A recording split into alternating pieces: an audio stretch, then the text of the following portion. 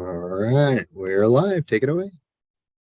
All right, calling this meeting to order. Welcome, everybody. This is the Salem Parks and Recreation Advisory Board meeting of May 11th, 2023. Apologies for being a few minutes late here to the live stream, but appreciate everyone being with us. Let's start with our roll call. So I will call down Keith Norris. I'm here. Alan Alexander.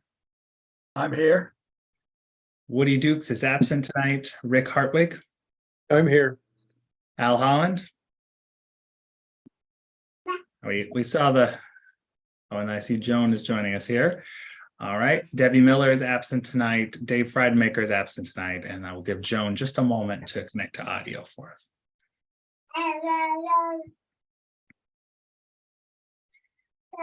Hello, Joan. I apologize. Hi.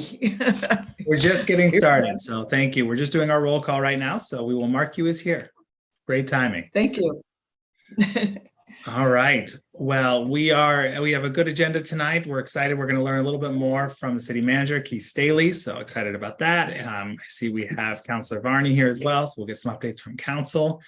And I see we have a couple members of the public. And so we'll come to that in just a moment. And apologies, got my kiddos in the background here. Let's start with the approval of the April 2023 minutes. Are there any comments, edits, or is there a motion to approve? Move to approve. Second. All right, we have approved. Any further discussion? Hearing none, we'll move to a vote. All in favor, say aye. Aye. Any opposed, say nay. All right, the minutes are approved. Let's move now to our public comment. Do we have any members of the public that are wishing to provide comment tonight? EM, I think that would most likely be you if you're looking to provide comment. But I did not see anyone sign up ahead of time, but I want to give you the opportunity now if there's something you would like to share. Thank you, but I'm just going to listen tonight. I appreciate that, Chairman Dillon. All right, well, thank you so much for being here with us, and thank you for bearing with the technical issues at the start. All right, well, we will go on through to our council liaison updates. Councilor Varney, I will turn it over to you. Good evening, everyone. Gosh, it's always so good to come home to the Parks Board. Oh, well, what can I update you with? Last night, we had our last budget meeting.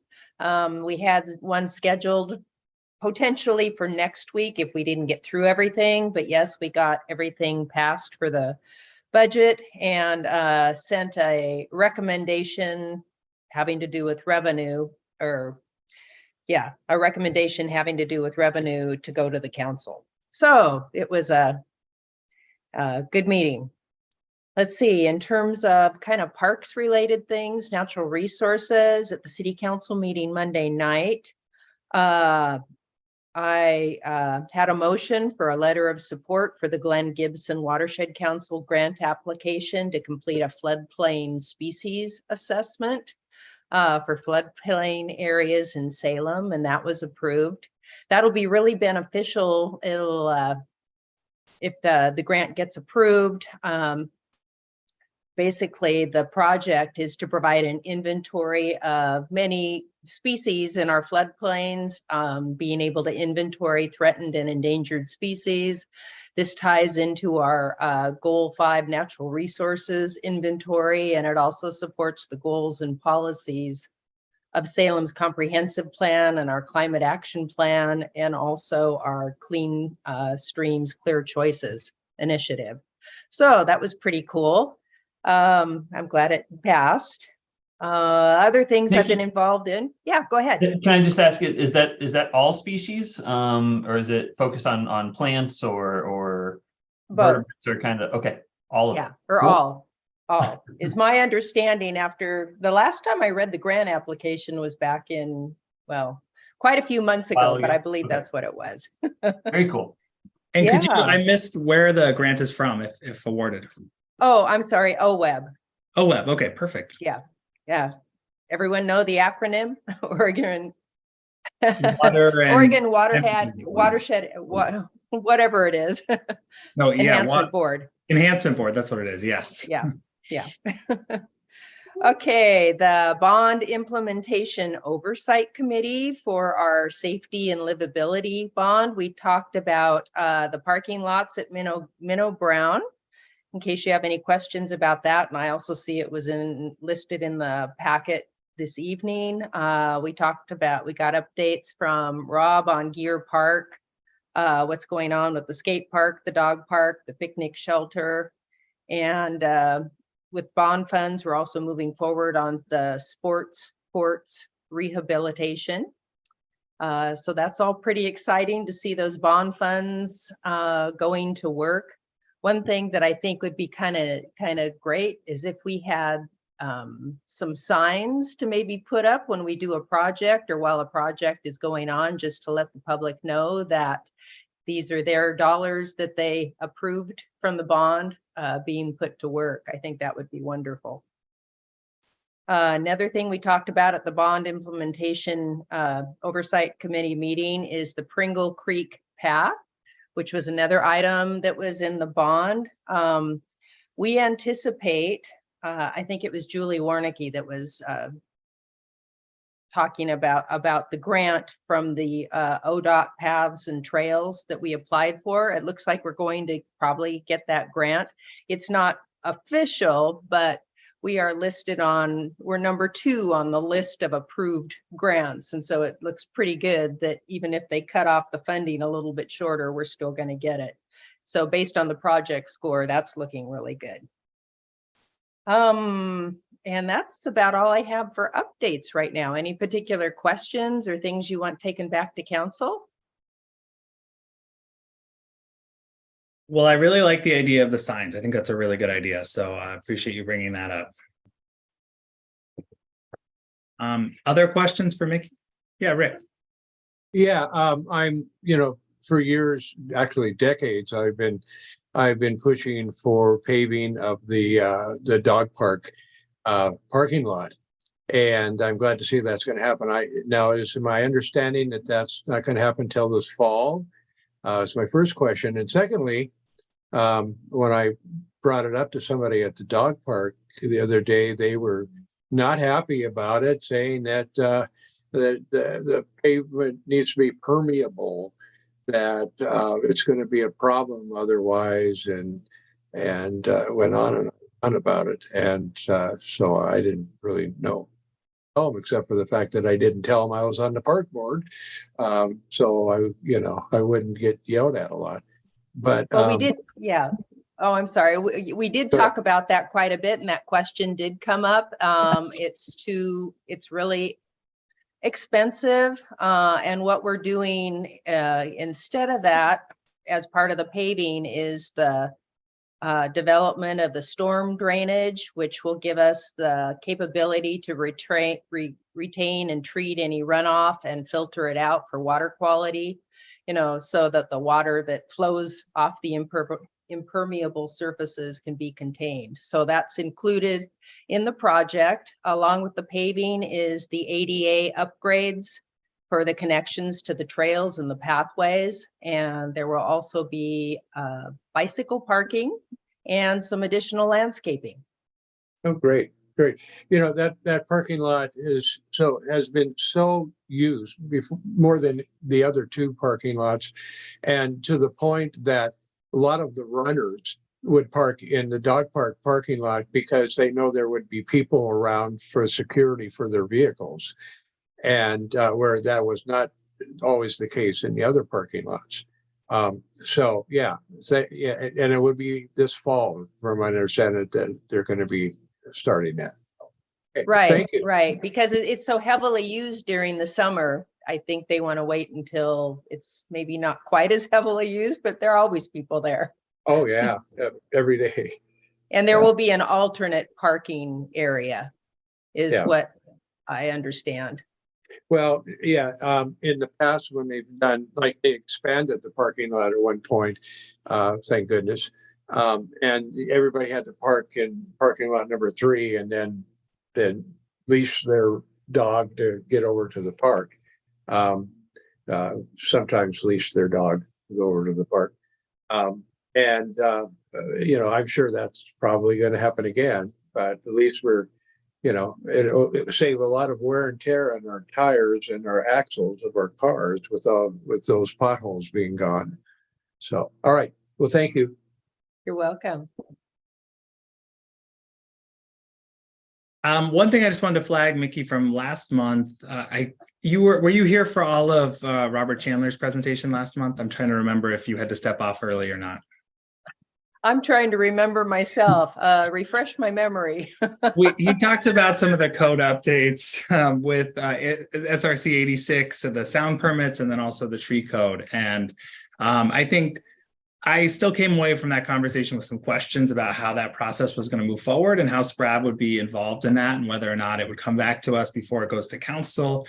And so I think just you in particular are in a very unique role of having been on SPRAB and now on council, and kind of can keep an eye out for that, because I think you're acutely aware of the fact that, SPRAB is now not as involved in the process as it has been, which there's some benefits to that. It makes sense in some ways, but trying to keep some responsibility or at least awareness in SPRAB, I think, will be important. And so we just wanted to flag that as something I would appreciate if you could keep an eye on from the council side to make sure that we're in the loop about that moving forward and just aware of it. Okay. I will reach out to Robert Chandler after he gets back.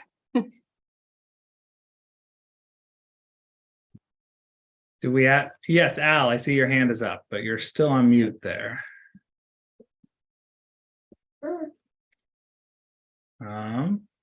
Not seeing, see.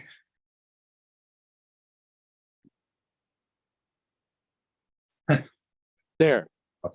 Now, my question is that I passed through Winter Brown Park the other day, and as I do every week, and I met a couple volunteers who were on bikes, and they cover a lot of ground there.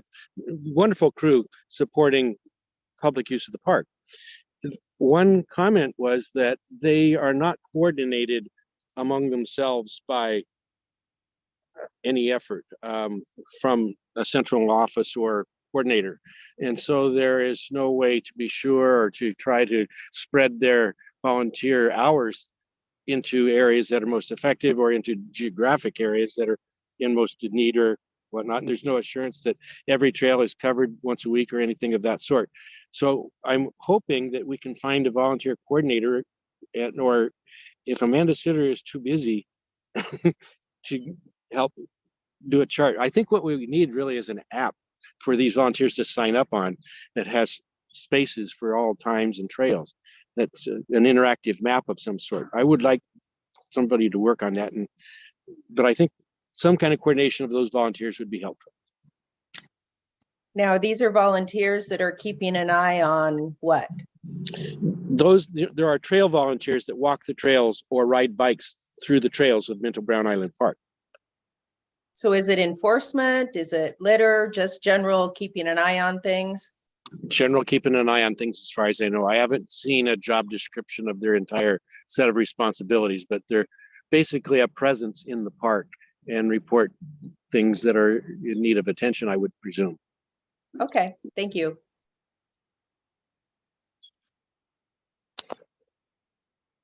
I will be on the side if anyone has any other questions. Thank you. Thank you so much, Councilor Varney. Appreciate you being here tonight. Thanks Sure. for all Thank that you. good information.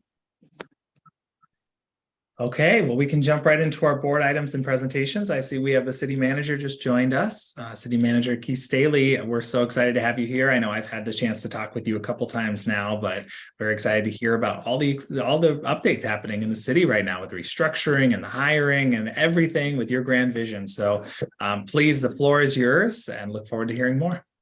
Thank you, Dylan. Good evening, everybody. Keith Staley, City Manager, starting my 9th month tomorrow, the first day of my 9th month. So it feels like a very short period of time and a very long period of time, all in the same thought. It's like, wow, it's only been 8 months, and wow, it's been 8 months, and it's been a lot. Obviously, we're into the budget process now. That has real meaning for our Parks and Recreation community and our facilities. going forward. So I hope you're paying attention to that and understand the ramifications there. And I'd be happy to respond to any questions you might have about where we are or where we're going with that. At your next meeting, you certainly can invite the new deputy city manager because he will be on the payroll by then. He starts on May 22nd, so that is soon. He's coming to us from the city of Canby, where he was serving as the city administrator there. But prior to that, he was the director of the Clackamas County Parks and Recreation District for a number of years, and also was a community development director or community services director for the city of Oregon City. So he comes to us with a tremendous amount of experience and will be overseeing the Parks and Recreation function along with our library department and program, our neighborhoods, our youth services, homeless response, our public art program, and a few other things included there. I could say a few more words about myself and where I'm coming from.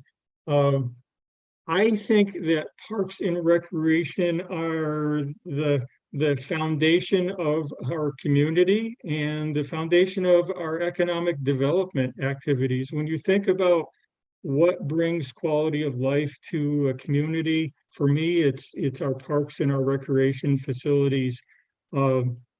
Obviously, the city has a great infrastructure to build off of. With, as Alan was mentioning, Minto Brown, certainly when I was here interviewing, I was blown away by, wow, 1,200 acre park, literally, adjacent to downtown. That's a pretty cool asset. Not a lot of communities have that. And now my home, back deck of my condo looks out over Minto Brown Park. So I can enjoy it literally every day of the year. So pretty cool. I also live at the end of Crestview Drive. So Crestview Drive dead ends into Fairmont Park. So I am a frequent user of Fairmont Park, walking up through the park up to Fairmont neighborhood to walk the dog and to enjoy the park. So I am a ardent supporter of Parks and Recreation and look forward to what our first really significant investment in our Parks and Recreation facilities in many years is going to do to our Parks and Recreation programs. I mean, we're investing $28 million from our public infrastructure bond into our Parks and Recreation facilities. And I just think that's fantastic. Obviously, Scott Archer, our new deputy city manager, will be responsible for help facilitating those and moving those through the development process and implementation process. So stay tuned for that work. And, again, going back to the budget conversation, that's fantastic. $28 million investment in our Parks and Recreation facilities is fantastic. But the reality is it doesn't add any people to maintain those Parks and Recreation facilities. And that's really concerning for me. And that's why I've proposed the budget that I have so that we can maintain the staff that we have and hopefully in the future grow that staff. So I'll leave it there and be happy to engage with you in conversation wherever you want to take this. Thank you so much. That's really helpful. Appreciate all those updates. And it is a very exciting time. I am also, I think all of us are very excited about the infrastructure bond and just how quickly that is going to provide just immediate benefits to the park system. I guess the question I would have for you is coming from all of your experience in Olympia, are there things that you found really effective, especially from a parks? I don't know if it's the same Parks and Recreation Advisory Board set up in the city there, but are there ways that you as in your city or in different city manager roles or seeing them work with the community that you think would be good for us to know about, or just examples of projects that you find helpful that we could be doing to support your work? Yeah, I've got a few ideas there. Of course, none of them are free. So, always be careful about that.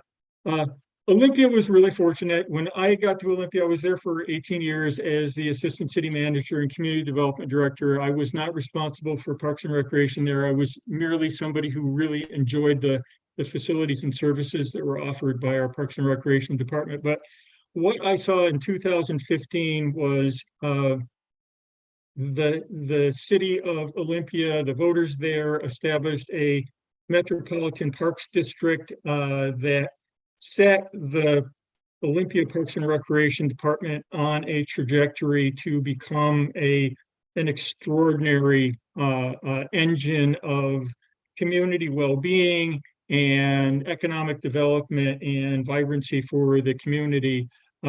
When I got there in 2005, the Parks and Recreation Department was really starved. They were struggling both from a maintenance perspective and adding new facilities. And in 2015, when the Metropolitan Parks District went into effect, it essentially added $5 million to their budget. And the impact was extraordinary. I mean, literally extraordinary. The things that they've been able to do and the facilities and land that they've been able to add as a result of that are extraordinary. So, funding obviously matters. So, where we put our money is where our priorities are. And, I hope that we can continue to invest in our parks and recreation facilities going forward. But I guess the other thing that I would hope that we can think about is the relationship between parks and recreation facilities and the connective tissue of the city, our transportation facilities, and allowing people to bike and walk safely in our community. So I think as we move forward again with the public infrastructure bond, it's important for us to be looking at how are we accessing with our sidewalks and trails in this community. How can we grow that infrastructure and connect it to our parks and recreation facilities so that even more people can access them without having to get in a car and drive down or whatever the case may be. So I think there's a really important opportunity there. And the one thing that I see missing in Salem's sort of community infrastructure is some sort of bike ped advisory committee. And I'm not sure if Parks and Recreation Board is the right board for that, or if that's a separate board. But at some point, as we get into this, I would love to see a bike ped committee that was helping us identify those friction points and helping us manage our public infrastructure bond from a bike and ped perspective. I think there's a lot of potential benefit there. But I see Rob's on here. We recently made an application for a grant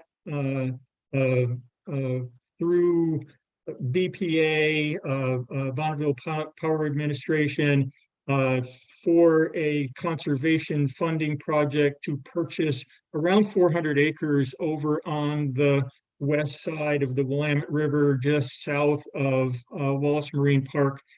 What an extraordinary opportunity. I have no idea, how that bond is ultimately going to play out, but if we're successful there and Rob and his team, Jen and the folks in Parks and Rec and Public Works can negotiate that deal, what an extraordinary addition to our parks to have both on the east side and west side.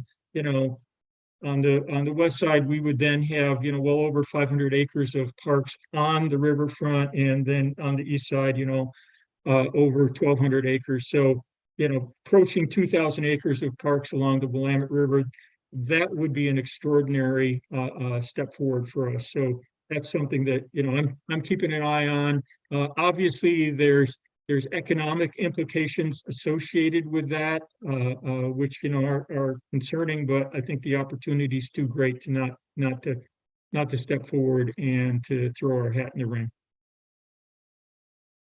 That's fantastic. Thank you so much. Couldn't agree more on all of those. And I think it's good timing that we have the transportation system plan underway, and then we're going to go back to the parks master plan afterwards. So it seems like just you're coming in at a perfect time to be able to implement that vision. And the more we can be helping with that. We all had a retreat in October, which I think you know about it for SPRAB. And one of the things we talked about is how we can get out in front of the comprehensive parks master plan and trying to think about some of the areas to research and things like that to help staff be really prepared going into it with examples from other cities. So that's something that I know at least a few of us are interested in and trying to take on over the next year, kind of simultaneously while the TSP is underway to be ready for that parks plan. So I think it's fantastic that we're moving forward with that. I would push staff and the city manager to present to you, and I think that the words that we used in Washington were, you know, a financially constrained plan, a plan that has some economic reality to it, or at least that for the priorities in the plan, there is a identified path forward to funding other than, you know, a hope and a dream. You know, really trying to connect dollars to projects, I think is really important as we work our way through the planning process. Not to say that, you know, dreaming big isn't important, but I think pushing staff to identify, you know, what's a realistic expectation? What can we expect from our system development charges? What can we expect from general fund support? What other grants and other funding opportunities are out there that we could rely on to continue to grow our parks and recreation system and services? That's the part of the plan that's kind of the hard part, and maybe not the sexy part, but it's the part that's really essential to success. Well said. Hello. Do others have questions or comments for City Manager Staley?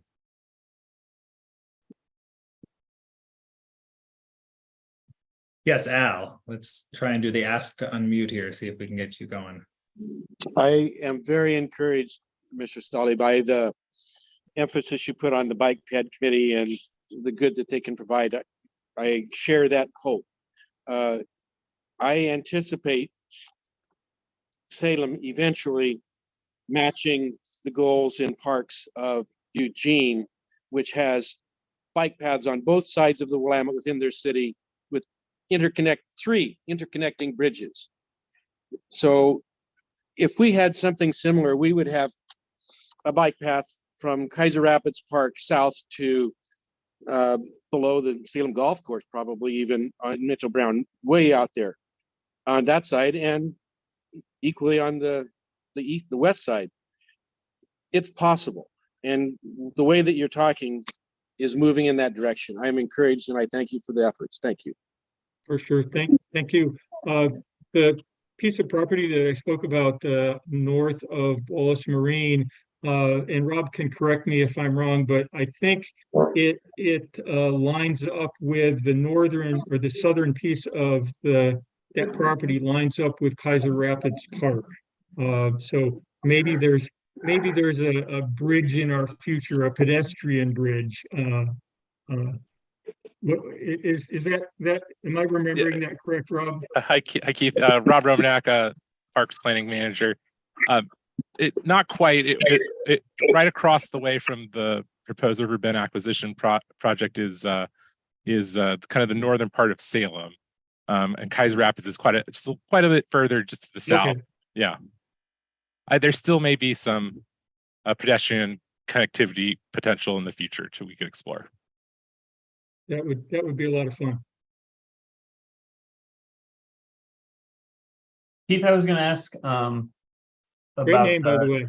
Yeah, thank you. One of the concerns I know that we've had as a board over the past couple of years that the city has been challenged with and working to address is the unsheltered individuals around the city, and particularly within our parks. And I know that's something that, at least in some areas, continues to be an issue. And just want to make sure that that's something that continues to be on your radar, and curious kind of what next steps you see in helping to remedy that situation, right? Because I think it gets into some of the access and connectability issues, and getting folks out on paths and trails, and the safety that people feel when they are exploring our parks.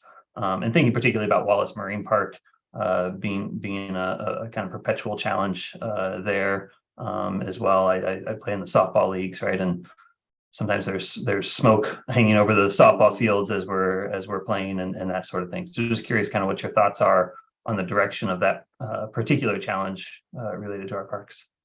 Wallace Marine is an extraordinary challenge. You know, we've got over 200 people living in that park, so or adjacent to it, maybe on the property that we're pursuing even. Well, and that's what I was thinking in relation to that property. It has the potential to compound that issue a little bit for the city. It does.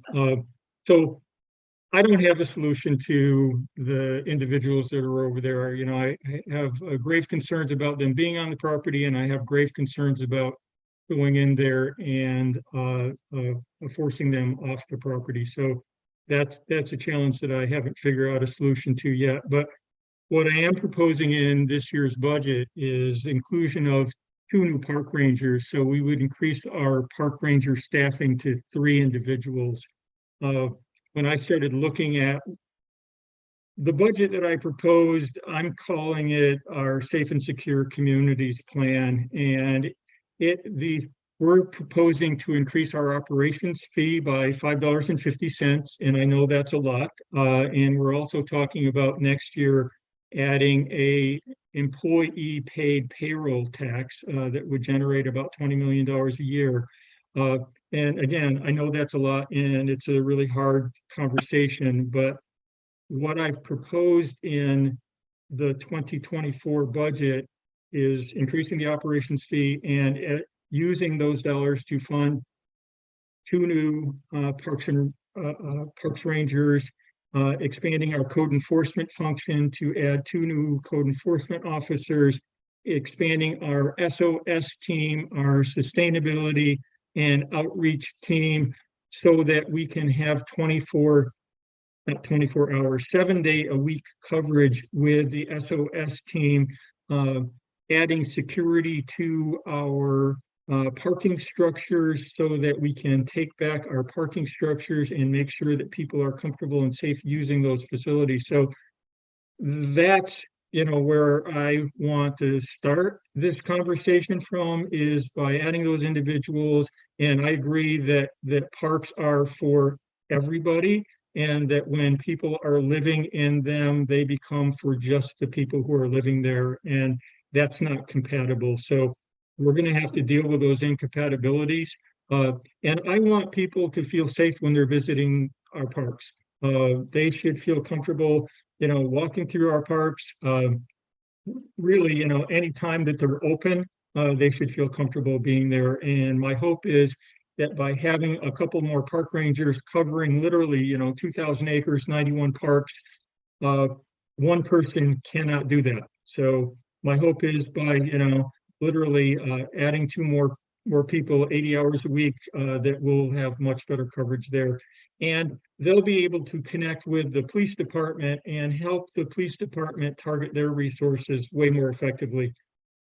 Yeah, I appreciate that, and I think you're right. It's at least a step in the right direction there of helping kind of initially address the challenges, that the holistic challenges associated with that problem, right? And I think, you know, you mentioned staffing earlier, and I know one of our concerns was that the park staff were finding themselves kind of in a little bit of that enforcement role a couple of years ago, and particularly at the start of the pandemic, and encountering some unsafe situations. And so I like the idea of making sure that it's coordinated with the police department, right? And that there's individuals there that can help with that liaison, so our parks department staff aren't finding themselves outside of their normal scope of duties and having to kind of encounter these particular challenges head on. Yeah, I agree, Keith. When you connect the the SOS team and the park rangers and the police, you've got a really good team that can help people, Right. direct them towards the resources that they need. They can clean up the area and they can keep it safe for all the users in the city. And, you know, that's the ideal outcome. That's good. Well, thanks for keeping the attention on it. Sure. Any other questions or thoughts? Well, I hope you get a chance to talk with our deputy city manager, Scott Archer here, you know, soon.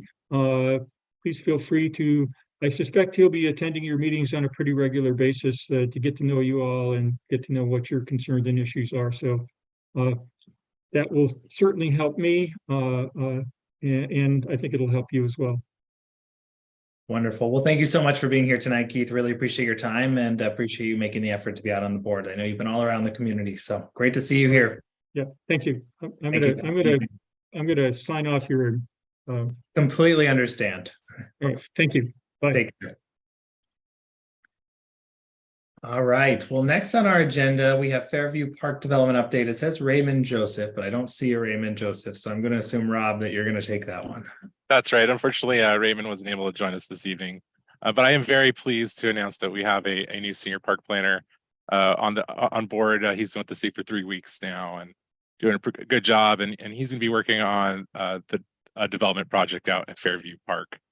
I want to take an opportunity tonight to talk about the park and the project a little bit, because it's been some time since the site was master planned, and some of you may have no background or any information about this project, and it's quite an important project. So I don't just want to take a moment to brief you and also talk about our approach to keeping you as a board up to date on this one. Our typical process historically has been this liaison role where several members have been selected to kind of bridge the gap between staff's work on a park planning project and the board's overall oversight.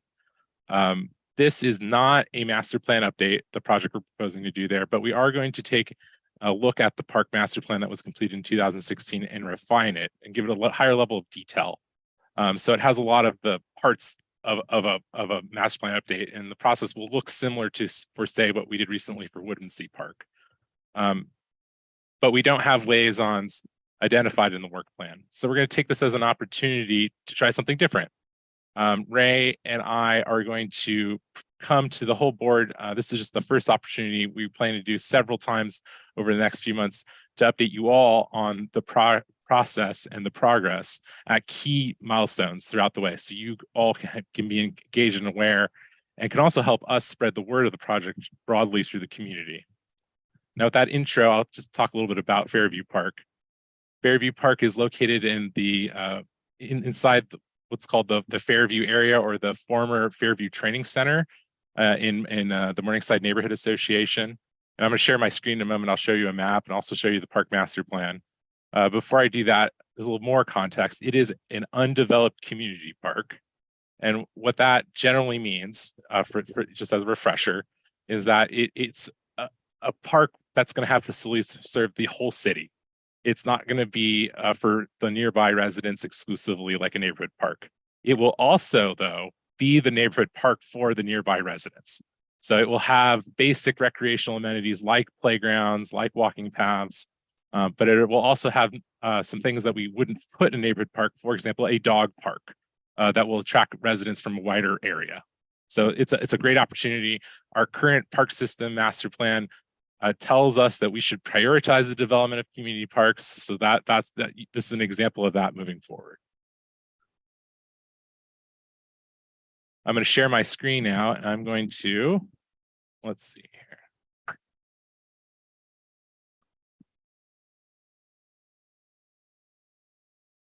Show you a map of the city.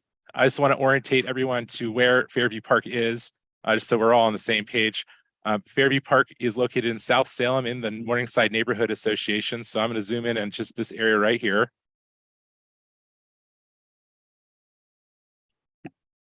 Here by the railroad track is the main railroad tracks run through town, and here's Fairview Industrial, Madrone, Reed Road, and Battle Creek. Kubler's just to the south here. This green patch right here, this is Fairview Park. Again, it is an undeveloped park. And I'm going to show you what it looked like when the park master plan was prepared with community input back in 2016. I'm going to throw up an aerial here just to provide a little bit more context. What you'll see here, what I'm trying to show you is so the park properties here in the center. We have the industrial development down here, and we have a former state campus surrounding the site, buildings in various stages of being demolished. You see the Pringle community starting to develop. There's just a few houses here. It's at the very beginning. And you can see what's the subdivision that's known as Fairview Additions West is just starting to cut in here. This is when we engaged the community and talked to them about their priorities and vision for this site. No one lived around the park. That's the message I want to share tonight. We obviously have some residents kind of on the perimeter, but no one lived immediately adjacent. I'm going to move ahead to an aerial that was taken just this past summer. Give that a moment to load. And now the park has been completely framed in by a new street system.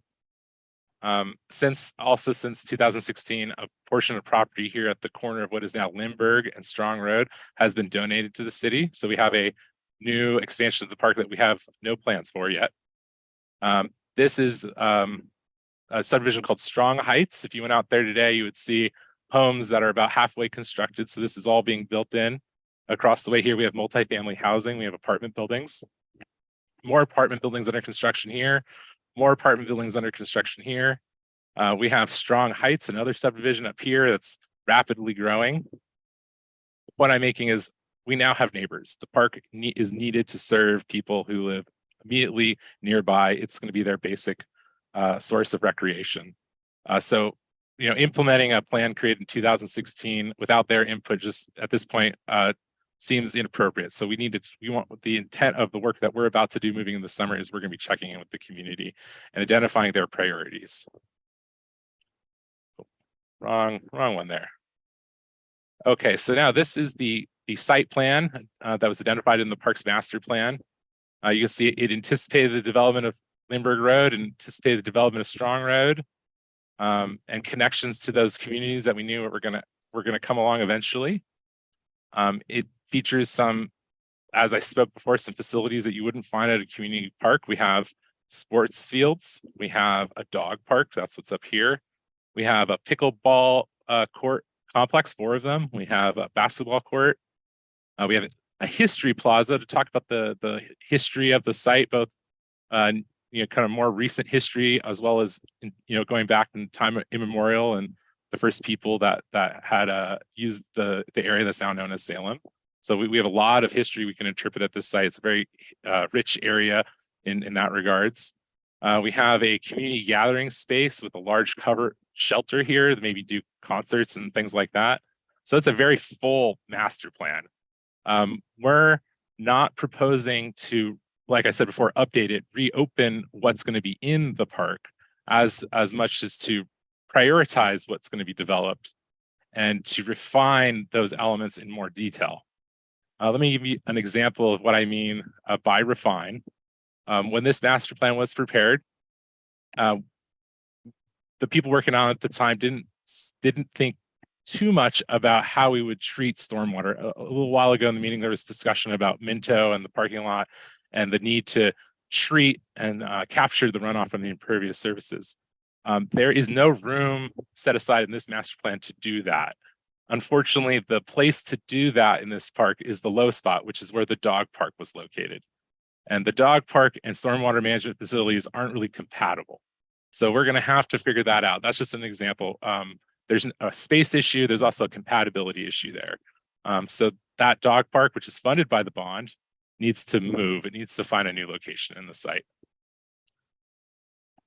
Also, just to bring you all up to speed, I want to talk about just a moment about some design work we've already done at the park and that we've put on the hold for now. In 2019, we began design at the time we called phase 1. We thought, we were going to get ahead of these residents moving in, and we were going to put in a new multi-use sports field with lighting. and that would be there before they arrive, so that they knew what they were getting themselves into in terms of having such a facility right across the street from them.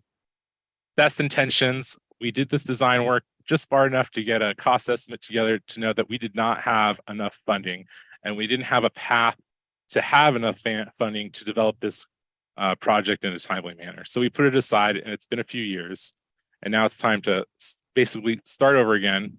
And that's another reason we're going to go through the process I just spoke about.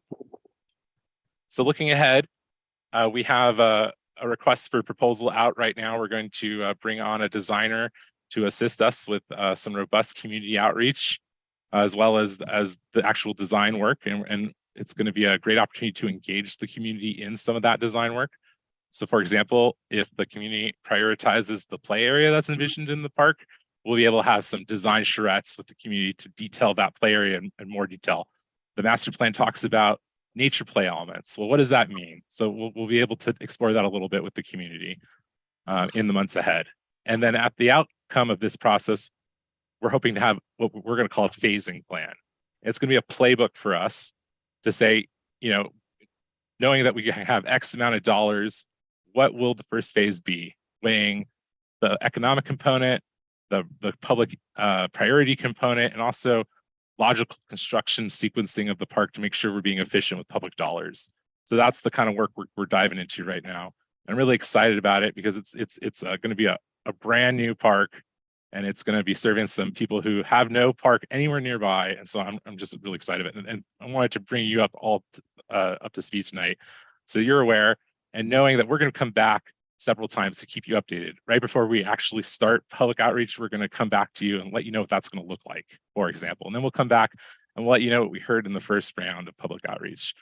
And then when we're going to go out again, we'll let you know what that's going to look like, and so forth and so on. So that's our point, just do these little updates to keep you all up to speed. Well, hopefully little short 15-minute presentations like I did tonight. And with that, I'd be happy to answer any questions. Thank you, Rob. Really helpful and exciting to hear a little bit more of the history there. I didn't know that there was so much history at that park, historical history, like you were saying about Native Americans and others. So really excited to learn more. One question for you, is the outreach for this going to be in person at this point, or is it going to be virtual surveys still? So one of the first tasks of the consultant is to work with us to develop a communications plan, and that will kind of detail our approach. Gotcha. With that said, I am anticipating that we will hold an in-person event at the park. Wow. So that the community has an opportunity to speak with us and the design team at the beginning and to see the vision, and we could all develop a vision together. And then at that point, I think we'll be possibly doing virtual meetings after that. And if necessary, we will have more events in person, because we want to try different strategies, online surveys, in-person meetings, virtual meetings, to get as many people engaged as we can. Alan? Let me get muted. I'm somewhat familiar with that piece of the city, and both its history and some of the interpretations that went as it was being developed. I know a piece of it required significant environmental remediation. Are there other parts of that area that will also need that? I know they had to move thousands of yards of dirt and clean it for a portion of it. Yeah, that's a great question, and thank you for that. I just want to clarify, so that the area that required that environmental remediation was an area of the former Fairview Training Center that was used for agricultural uses. It was an orchard, I understand. It is not located, the park is not located in that area. So we do have, as a standard practice with any commercial real estate, but including park purchases, we do what's called a phase 1 environmental assessment before we purchase property, so that we can at least have some assurance we're not walking into something that we would not want to own. So this is a clean property from that point of view. However, I'm going to caveat that this is unique as an undeveloped park site. I would call it a gray field. So not a brown field, but a gray field. It has underground infrastructure from the former training center that we might encounter during construction, and is something that adds complexity. Specifically, the buildings there were heated with steam, and those underground steam tunnels are quite large, and they're lined with asbestos. So we want to avoid those to the extent we can for obvious reasons. So that's just an example. There are unique challenges with this property. Do we know where those are, Rob? We do. Well, we do. You know where they're supposed to be? We know they're supposed to be, yes. Okay, we know where they're supposed to be. That's at least a starting point. No, I think it's a great approach, Robin. I think it's good for you to be thoughtfully approaching it, like you said. Now that there's neighbors there, and to give them an opportunity. I noticed on the map that you posted there, right, the property that you said that was added recently in the corner there that has been donated to the city. So is that, I guess, part of the outreach will be helping to determine what we do with that property? And I mean, my immediate thought is, well, you just move the dog park to there, and that maybe solves that issue. But that will be specifically part of it, not just prioritizing kind of what's been there, but that incorporating that into the plan will be part of it. That's okay. Excuse me, that is correct. We're going to seek to try to find some ideas for that area. And I will say, I wish it was that simple. However, that corner property has a little bit different land use requirements than the rest of the park property, and it does require a commercial element. So it might be a coffee shop in the park. It'll be a little different, but we'll get into that with the planning process. I also assume, you didn't bring this up, but I also assume as part of that refining, there's some necessary steps of aligning with like the city's new climate action plan and those sort of things. Is that all part of kind of taking a look at replanning or refining the plan further? Yes. So I don't say we're going to change anything specifically because of the climate action, but as we refine the design, we will consider things like, how people will be getting to the park in the future, specifically electric vehicles. We'll be considering things like that. Great, thanks. And sorry, Alan, I think I kept talking and stopping you from pumping in.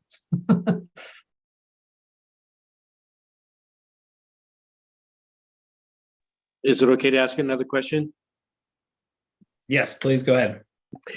I'm kind of interested in the location of the stage in the gathering area at the Fairview Park there.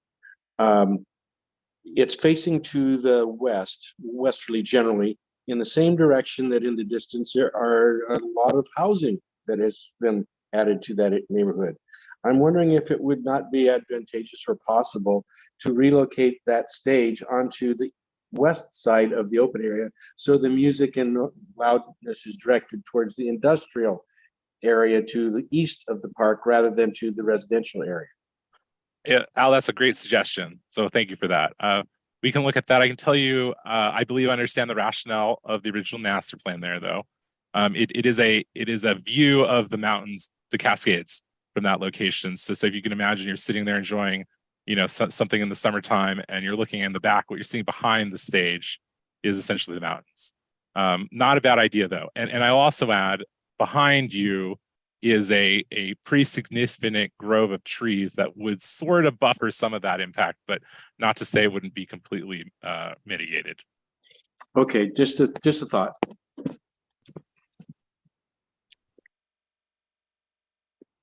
Any other questions or thoughts?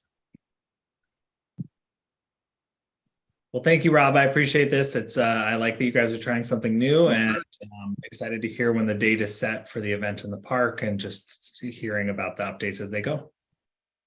Great, thank you. Thank you. Well, I think we'll keep you here for this next session.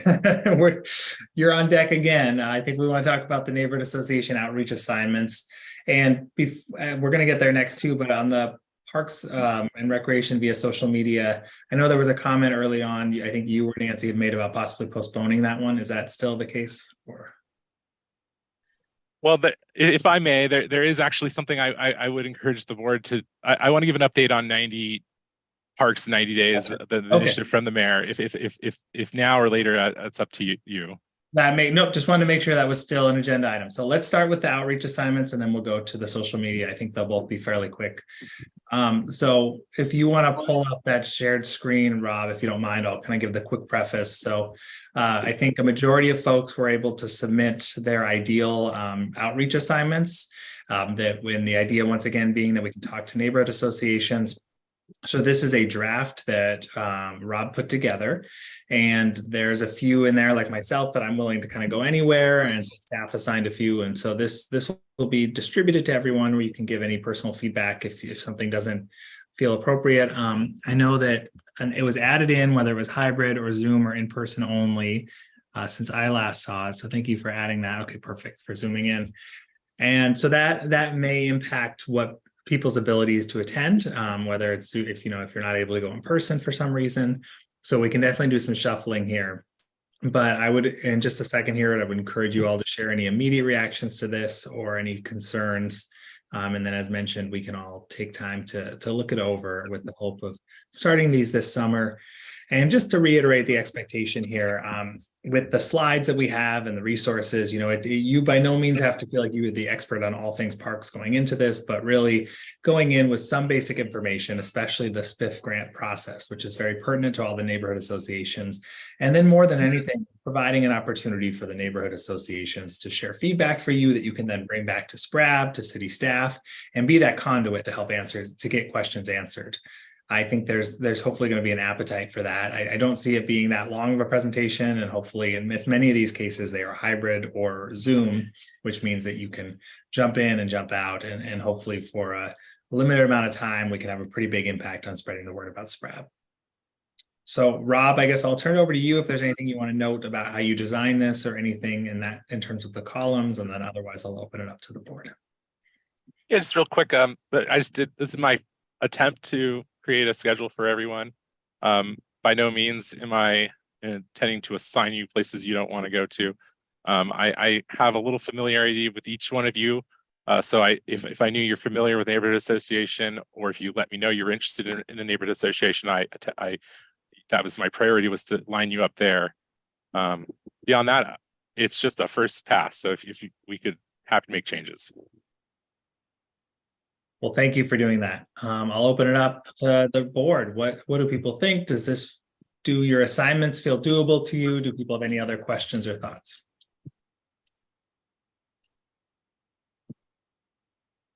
Yes, Rick. Yeah, it's really hard for 9 people to be assigned to the neighborhood association in their area, especially when most of the board is from West Salem.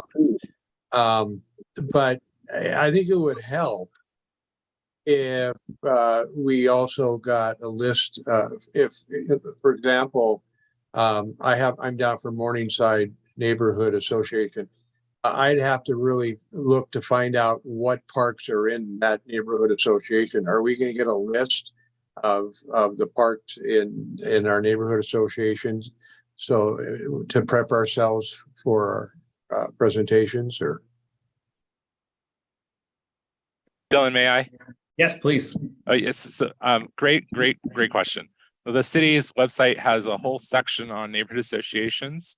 You'll find a page for each neighborhood association. I would suggest that you familiarize yourself with that page. It has going to have a lot of key information for you.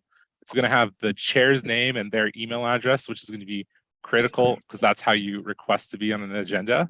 It also lists all the parks in that neighborhood association on that page, so you can familiarize yourself with them. I'm glad you asked that, Rick. I did not know that either, that the neighborhood association pages had a full list of parks. So we all learned something tonight here. Appreciate you putting that in the chat. Any other questions? I assume that's the correct URL. Rob, please correct it if it's not, but that's the one I just quickly found. That goes to all the neighborhood associations.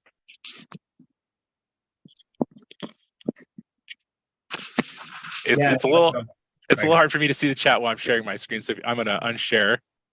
That does seem right. And if you click on one, then there's some drop downs, and then it's under about your neighborhood. And then there's police district, parks, and schools, and it has a link. And some of them are hyperlinked, but it has the list of parks. So this is very good for us to know. Wonderful. So I guess the next question would be timing. When obviously, we want to respect the fact this is a volunteer board and not make everyone just jump into this immediately. And I think one thing is, as we start doing these, we can all report back each month when we have our member updates of sharing how it went, any lessons learned. I'm trying to remember the SPIF timeline myself off the top of my head, and just trying to think about when the last date we wanted to try and do most of these over the summer, or I think into the early fall at the latest, to make sure neighborhood associations were aware of the SPIF timeline. Am I missing anything there, Rob, from your perspective on the city side, or Jen, if she's in here as well, in terms of just timing, dates that we should be aware of and make sure we're getting out in front of? Yeah, I believe the SPIF is September, but Jen's turning on. I'm glad she is, because she's gonna have more accurate information. So we notify the neighborhood associations in September for the SPIF program, and then applications, letters of intent, intent applications are in October. But we reach out to them starting the beginning of September. Okay, perfect. So if between now and September, we can all try and get to the neighborhood associations, we can let them know this is coming and answer any questions and whatnot, but at least it'll be on their radar. So then when Jen's able to send out the notice, they'll be aware of it and hopefully thinking about projects. Alan, I see your hand is up. Just as the information piece, many neighborhood associations cancel a meeting during the summer, depending upon their membership. So just be aware of that as we start planning on where we're going to be there. And sometimes they don't do it until the month before, as they see if they got a quorum or see who's traveling. So it's historically they tend to do that in summertime. A really good point. I think, just with all of this, it's good for us to remember we're trying something new, and doing any of this will be better than us having not done it in the past. So if we don't get to every single neighborhood association this year, I think we can always work on next year improving. And so that's great. Let's make our best effort and see where we get to from there. Does everyone feel comfortable with that? All right. I would encourage everyone to, if you end up realizing that you'd like to attend a different one, or you have any questions, reach out to Rob, and then we can do some swapping if needed. But for the time being, we'll keep this as our list. All right, Rob, I'll turn it back over to you for the social media. Great, thank you. Our communication team has been quite busy. We've been working away to prepare for a social media campaign. The mayor wants to promote 90 parks. We have 91 parks, but 90 parks in 90 days. There's been an extensive effort from our technical services team to get drone footage for all or nearly all of our parks. So that's some base material we have to work with. Now the next step is that our communication team is getting ready to do voiceovers with the mayor, but also other alternatives for some of our parks, including interviews with the people who have a role in that park or a passion for that park. And we're putting together that information right now, a plan for each park. How will we highlight the park? Will it just be the mayor speaking over some drone footage, or will it be something else? And so with that, it would be helpful for our communication team if any of you had a passion for a particular park. I would like to note that tonight and pass that along, and then potentially our staff will reach out to you to make an arrangement for a quick interview with the mayor at that park on a topic about that park. So it's a little, instead of just it being the same thing for every 90 park, we'll have some variety in there. Once in a while there'll be an interview, potentially some of the SPRAB members. That's wonderful, Rob. I really appreciate you doing that. I know that's something I think a lot of us would be interested in.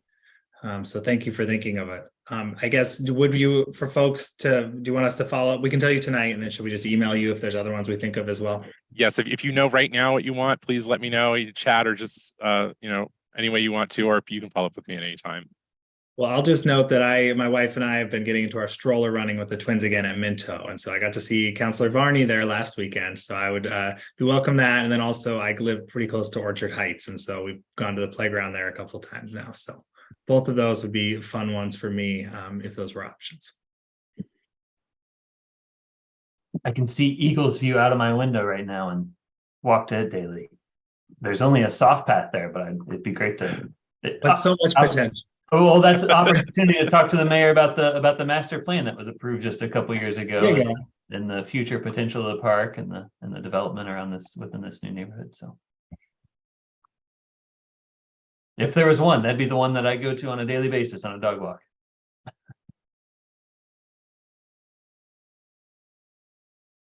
Oh, Al, there you go. Rob, there, now Yes. I got it. Yeah. I go through Mental Brown 2 or 3 times a week, and I've spent quite a bit of time there just lingering once I get into it. So I'm familiar with the park pretty well too.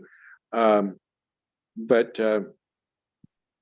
that's the one I'm closest to. Wallace Marine is another one that I go through all the time.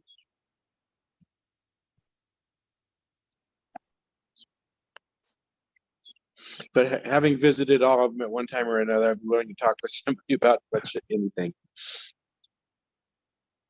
Thank you. Well, perfect. I encourage folks, if you are interested in this opportunity, to follow up with Rob separately, and we can make sure we feature a few SPRAB members. Well, and just thank you, Rob. I know this is a big undertaking for the whole team, especially as the city is going through an entire departmental change. So thanks for your leadership on this, and excited for us to be involved. I guess I would also just say, as the city is putting out individual communications, if they're sending things that you want us to be posting, and once it's officially online, making sure we're all sharing it in our own networks and things like that too will be good. I anticipate there will be a news release at the beginning of the initiative, and we'll be sure to pass that along to everyone. Perfect. Okay. Any other questions before we go into board member updates? All right. Well, I will start off board member updates with just 2 short things. One is wanted to note for folks that this weekend is the Salem Park Foundation's Walk in a Park, or Take a Walk in the Park. It is going to be a very warm weekend, but for folks that are interested, here's the Facebook event link. It was the first one that showed up. Alan, you might have a better link to share with people, but this lets people access that. So something that's from 10 to 12:30 at Riverfront, and then also just wanted to note for folks, and Al, I think the email bounce backs, we need to fix this for you, but for the micro mobility subgroup that we had with Debbie, Al, and myself, that Rob sent some feedback for us this week. And so some questions for us to talk through, and city staff had a chance to go through that. So I think we will, as a small group, go and revisit that. And hopefully at the next meeting, we can come back with some additional thoughts to move that forward. Any other member updates folks would like to share? My only update is to acknowledge that to Rick that I failed to follow up. I was preparing for this meeting, and I realized that the last meeting I was at a couple months ago, I was supposed to follow up and talk about the awards idea with you, Rick, and I had not done that yet. So I have some notes jotted down on that, and I will get an email out to you about it and close the loop on that, or at least it not close the loop, but advance the progress on that discussion that you and Alan had put together. Yeah, Alan, it looks like he's hiding right now.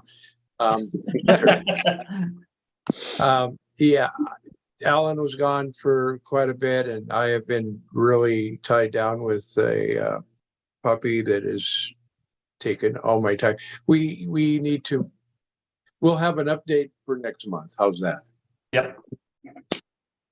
Sounds good. All right, hearing no more updates, let's move into our information reports. So first, Parks and Natural Resource Planning update. Hopefully everyone had a chance to review these. Rob, anything you would like to add in addition to the written report? Yeah, thanks. There's 2 items just real quick. Both have been mentioned earlier tonight, but so Robert Chandler, who's currently out of the country, did ask me to pass along that he anticipates he will be able to provide an opportunity for SPRAB or a subgroup to review the code amendments that are being proposed for the city tree code. So just a little feedback from him on that. So that'll be coming out, in the future. I don't have any dates on that. I don't have a firm timeline on the code amendment process, but he did acknowledge that he thinks that's going to be something we're going to be able to do. The other item, our proposed acquisition north of Wallace Marine Park. Just we're real excited. We're going to have a visit from the grant review committee tomorrow. Real excited. It's a logistically challenging tour because it's an active mining operation. But we're getting ready to host up to 30 members of a review committee on a driving tour of the site. And we'll be talking a lot about that and the opportunity. And so hopefully we'll get some indications soon about our competitiveness there. Wonderful. Thank you so much. Any questions for Rob? All right, hearing none, let's move on to our parks operations update. Jen, anything you would like to share? I just want to piggyback on the 90 parks in 90 days information that Rob shared earlier. So we've been working with Salem Seekers. If you'll recall, they came to the Sprat board a couple of months ago talking about the hand-blown glass items and putting them in 3 park locations, each location for a month, and as a way to kind of basically promote park use and get folks in the parks, and they could have find these little hand-blown globes and then take them with them. And so we've been working with them on the 90 days and 90 parks concept. And then in addition, we're putting together on our own for Parks and Rec a scavenger hunt that will include all of our parks and some clues with some other hiding items in the parks to get folks out in the parks and maybe visit a park that they're unfamiliar with. So both of those are also taking place in relation to the 90 parks in 90 days. And we look at those starting probably the beginning of July. That's wonderful. Thank you so much for sharing. It's really exciting. Great work. Any questions for Jen? All right. I know Mylan is not here tonight, correct? So maybe we'll just we'll go to urban forestry real quick, just in case there's questions that might go to you, Jen. Do people have any questions on the urban forestry report? Okay. Recreation services update. Becky, anything you would like to add? I don't necessarily have anything new to add that wasn't already provided in the report, but this weekend is the Salem Kids Relays. Used to be called the JC Kids Relays and then Country Kids Relays. It's the first time since prior to COVID. So we're looking forward to that. If you are in and around Bush Park on Saturday, you'll hear thousands of screaming fans for little ones on the track, 3rd, 4th, and 5th graders running a bunch of races. So if you've never seen that event, it's quite a spectacle. So invite you to come down and check out, I guess I call it, it's organized chaos, it looks like, from the bleachers. But I tell you what, if you were a little kid in 3rd, 4th, and 5th grade, there's nothing better than running in front of a stadium of screaming fans. So, but no, I don't have anything new to add, but I can answer any questions if necessary. Not seeing any questions. So thank you so much, Becky. Appreciate that update. Thank you. You bet. All right, moving to new business. Do folks have any new business they would like to add to the agenda? All right, hearing none, we can move to adjournment. Thank you all for your time tonight. Appreciate it. Al, thank you for coming off the golf course for us. It's good to have you here. This was a good meeting. I'm really glad we had the opportunity, and I really appreciate the city manager for joining us. So everyone stay tuned for our new deputy city manager position starting up here soon. And we will see you all on June 8th.